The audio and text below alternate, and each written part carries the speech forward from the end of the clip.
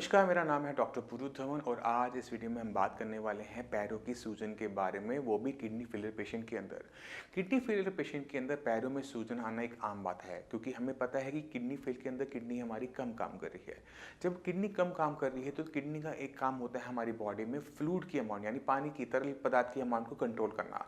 तो अगर किडनी काम नहीं कर रही तो ये तरल पदार्थ हमारी बॉडी से प्रॉपर तरीके से बाहर नहीं जा पाता और ये थोड़ा थोड़ा करके हमारी बॉडी में इकट्ठा होना शुरू हो जाता है और जैसे जैसे इकट्ठा होगा ग्रेविटी की वजह से ये आपके पैरों में इकट्ठा होना शुरू होगा।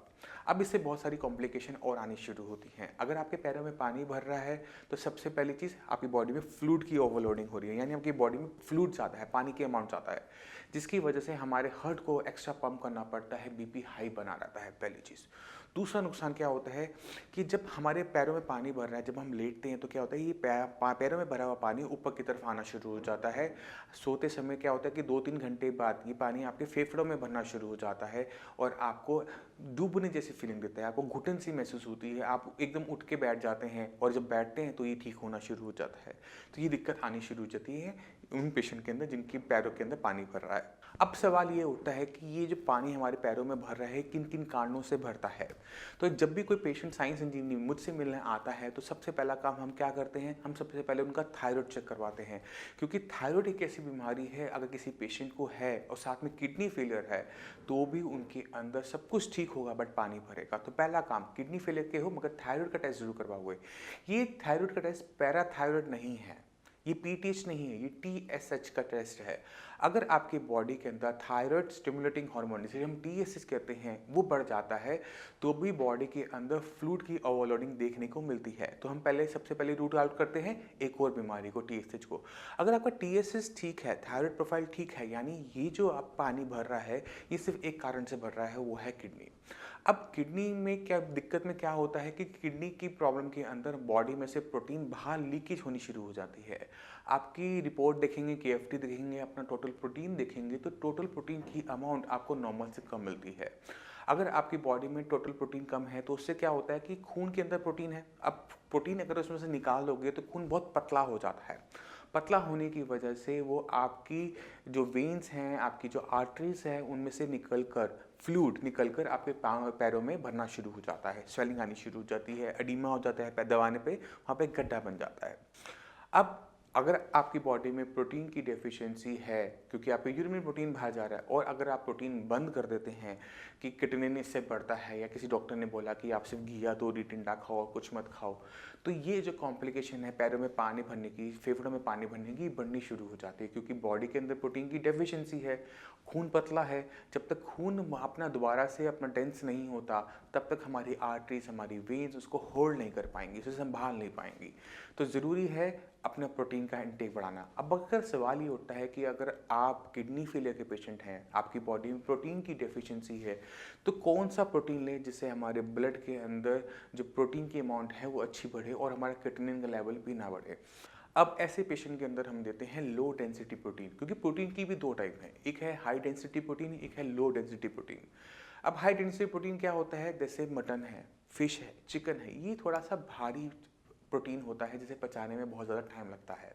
मगर वहीं पर अगर हम एग्स के बारे में बात करें या फिर दूध के जो डेरिवेटिव्स होते हैं, दूध खुद में है, पनीर है, दालें हैं, ये लाइट लो डेंसिटी प्रोटीन होता है।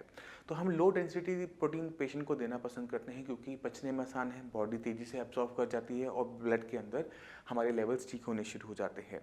मगर हमें कुछ चीज़ों का ध्यान रखना है, हमारी बॉडी के अंदर फ्लूइड की अमाउंट ज़्यादा है, इकट्ठा हो रहा है। तो जैसे दूध है, दूध चाहे लो डेंसिटी प्रोटीन के अंदर काउंट होता है मगर हम किडनी फेलियर पेशेंट को नहीं दे पाएंगे क्योंकि जितना हम प्रोटीन दे रहे हैं उससे कई गुना ज़्यादा उसकी बॉडी में फ्लूइड भी जा रहा है और वो फ्लूइड उसकी दोबारा से बॉडी में भरेगा। तो हमने लो डेंसिटी प्रोटीन के अंदर भी दूध को बाहर निकाल दिया क्योंकि इसमें फ्लूइड की मात्रा है।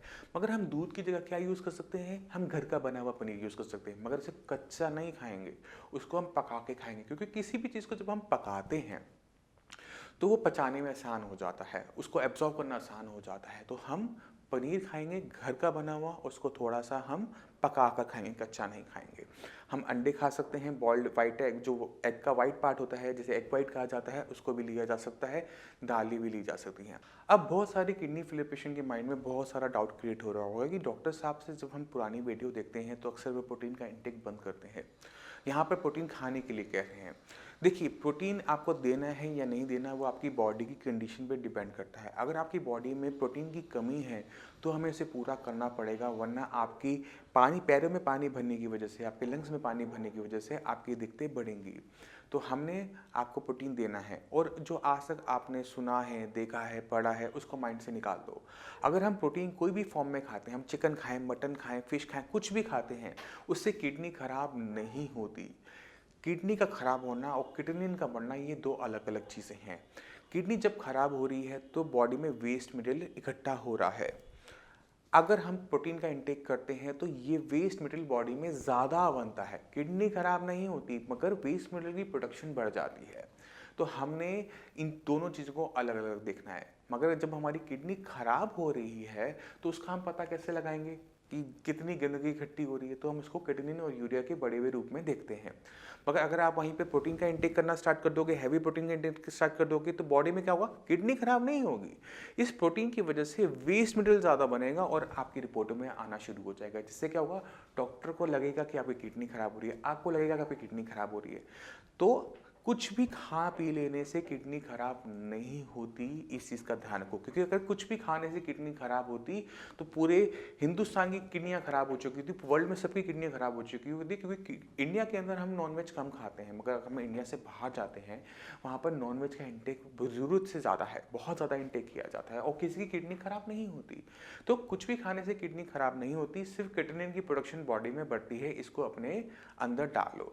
और इसी वजह से अगर आपकी बॉडी की रिक्वायरमेंट है प्रोटीन की तो आपको दिया जाएगा। और कुछ फैक्टर्स होते हैं जिनका हमें ध्यान रखना होता है जब हमारे पैरों में स्वेलिंग आ रही होती है, वो है दूसरा है नमक। अब नमक का जो केमिकल कंपोजिशन है वो सोडियम क्लोराइड है। जितना हम सोडियम लेंगे ना, उतना हमारी बॉडी में वाटर की एक्यूमुलेशन बढ़ती है। इसका एग्जाम्पल आप खुद लगा सकते हैं। जब आप अचार बनाते हैं, कुछ बनाते हैं जिसमें खूब सारा नमक डालते हैं, तो क्या होता है? चीज़ पानी छोड़ देती है।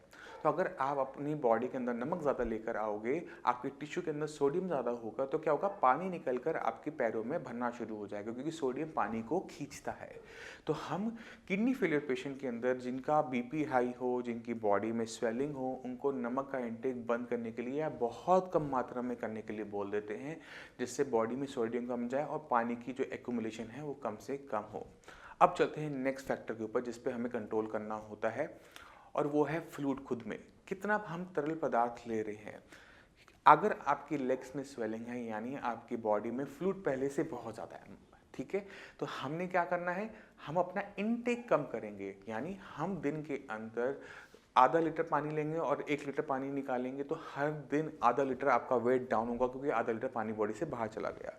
तो हम उसको कैसे कंट्रोल कर सकते हैं? देखिए, हमें प्यास लग रही है, हमारे गले सूख रहा है, हमारा होंठ सूख रहे हैं, हमें पानी की ज़रूरत तो पड़ेगी, मगर हमारी बॉडी में ऑलरेडी बहुत सारा पानी है। तो हम पानी को पिएंगे सिर्फ अपने होठों को, गले को थोड़ा सा तर करने के लिए।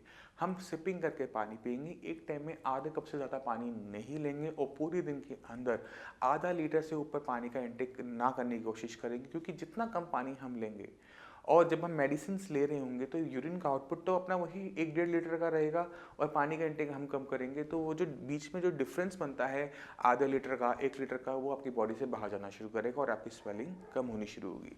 तो अगर हम इन सारी चीज़ों को पे एक साथ काम करते हैं, तब जाके हमें रिजल्ट मिलते हैं।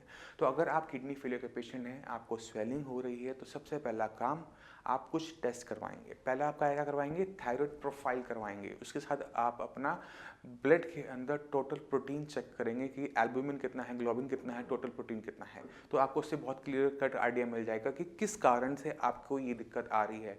कहीं इसके पीछे थायराइड तो नहीं, कहीं इसके पीछे प्रोटीन की डेफिशिएंसी नहीं तो नहीं।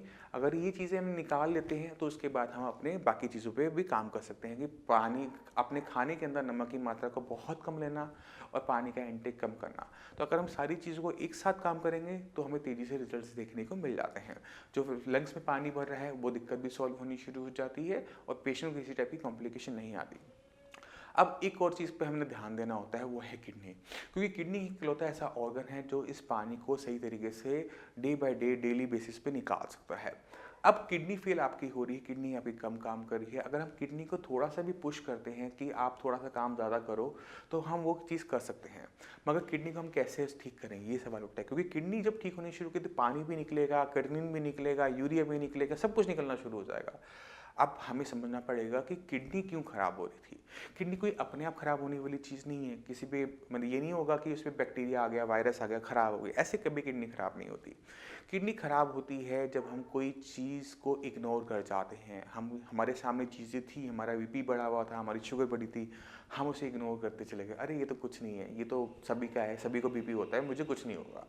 जब हम ऐसा सोचते हैं, गलतियां करते हैं, अपने बीपी पे ध्यान नहीं देते, शुगर पे ध्यान नहीं रखते और इग्नोर कर जाते हैं, तो कुछ सालों में जाके किडनी खराब होती है। अब जब एक बार किडनी खराब होनी शुरू होती है तो किडनी के अंदर जो स्ट्रक्चर है वो नुकसान होना शुरू होता है। तो मान लो कि आपका क्रिएटिनिन का लेवल है 6 का मतलब ये होता है कि अगर हम आपकी बायोप्सी करते हैं तो 60-80%। अब मान लो कि आपकी क्रिएटिनिन का लेवल है 6 का मतलब ये होता है कि किडनी जो है 80% तक डैमेज है, काम नहीं कर रही। अब 80% के अंदर 40% हिस्सा ऐसा हो सकता है जो पूरी तरह से मर गया है, डेड है, जिसकी कोई चांस ही नहीं रिकवरी की। मगर 40% एक ऐसा हिस्सा भी होगा जो बीमार है, जो जिंदा तो है, काम पे नहीं है। क्यों? क्योंकि उस पे आपकी बीपी, हाई बीपी लेवल का, आपकी हाई शुगर लेवल का या किसी मेडिसिन का असर आया हुआ है। अब ये जो जिंदा है, बीमार है, इसको हम काम पर लेकर आ सकते हैं, और जैसे ही काम पर आएगा क्या होगा कि किडनी पहले से बेटर काम करना शुरू करेगी, किडनी लेवल भी डाउन होना शुरू हो जाएगा, यूरिया लेवल भी डाउन होना शुरू हो जाएगा, क्योंकि हमें ये करना ज़रूरी है। जब हम इसे सही तरीके से अप्रोच बनाएंगे, सही तरीके से काम करना शुरू करेंगे, किडनी का जो बीमार हिस्सा है उसे वापस लेकर आएंगे, तो किडनी यूरिया लेवल दोनों डाउन होंगे ही होंगे, और साथ में आपकी बॉडी में जो एक्स्ट्रा अमाउंट में जो फ्लूइड भरा हुआ है, पानी भरा हुआ है, वो भी निकलना शुरू होगा, पैरों में जो स्वेलिंग है वो भी जानी शुरू हो जाएगी। तो बहुत ज़्यादा ज़रूरी होता है इन सब चीज़ों पे एक साथ काम करना। अगर आप एक चीज़ करते हो, दूसरी चीज़ को छोड़ देते हो, तो बहुत दिक्कत आती है। तो मैं उम्मीद करता हूँ पैरों में जो लिक्विड भरता है, फ्लूइड भरता है, वो क्यों भरता है, किन कारणों से भरता है, उसको आप समझ गए होंगे। फिर भी आपके माइंड में कोई भी डाउट हो, कुछ भी पूछना चाहते हो, तो नीचे दिए गए नंबर पर कॉल करके आप साइंस इंजीनियरिंग डॉक्टर से फ्री ऑफ कॉस्ट कंसल्टेशन ले सकते हैं। आप अपॉइंटमेंट लेके मुझसे भी आकर मिल सकते हैं। अब इसी के साथ आपसे भी चलने की आगे चाहूँगा। मिलते हैं अगली वीडियो में, तब तक के लिए धन्यवाद।